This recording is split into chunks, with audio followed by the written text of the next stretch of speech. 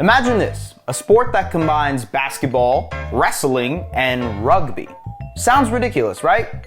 Well, it's real. A clip from Russia's Wrestleball league recently went viral, revealing to a worldwide audience the game that fuses the three sports, with two teams playing on a basketball court, but with much more physical contact and, well, violence involved. It's quite the spectacle, and we just couldn't resist investigating what the story is behind this new sport. So sit back, relax, and take this in.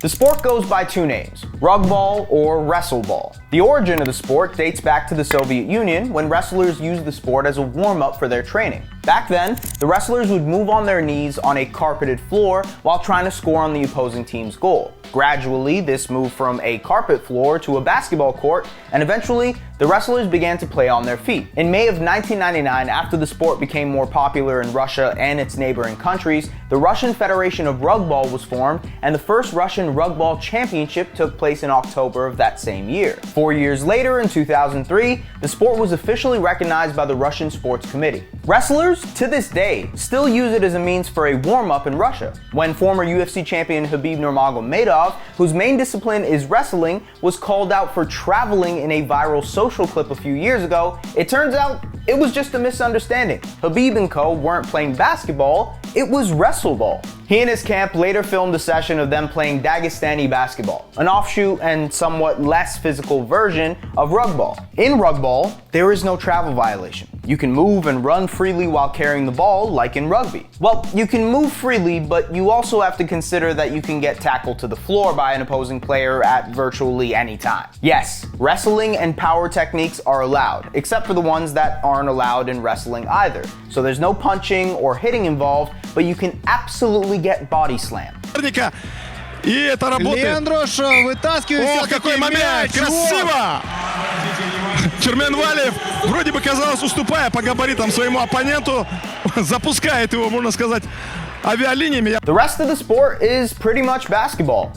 Well, sort of. On the Rugball Federation's website, the rules dictate that everything is allowed except for leg grabs, trips, pushes in the back when throwing, and obvious provocations for a collision. You can use any of your body parts to move, pass, or throw the ball except your legs, and if a player acts too violently or deliberately tries to hurt someone, they are removed from the game for 5 minutes or could be removed entirely from the match. You do that, you go to the box, 2 minutes by yourself, and you feel shame, and then you get free. But otherwise, in rugball, there really are no other rules. Thanks in part to Khabib and other rugball clips going viral, curiosity and media coverage for the sport is increasing. In December 2021, an exhibition showcase occurred in Moscow with renowned Russian wrestlers that paved the way for the RWC 2022, the Russian Wrestleball Cup, with the first match being held this past July. The rules of the RWC are a tad bit more organized. It's still 5-on-5, with a 3-point line and a basket on each side, but unlike the Rugball Federation, there are shooting fouls that result in a free throw attempt. Out of bounds is not necessarily a thing, and instead of a jump ball, two wrestlers fight for the ball at center court. It's just very violent basketball, essentially. Жамалов дает Алихану Жабраилову и бросок отчаяния, да, и сразу же попадается он, Алихан Жабраилов, да.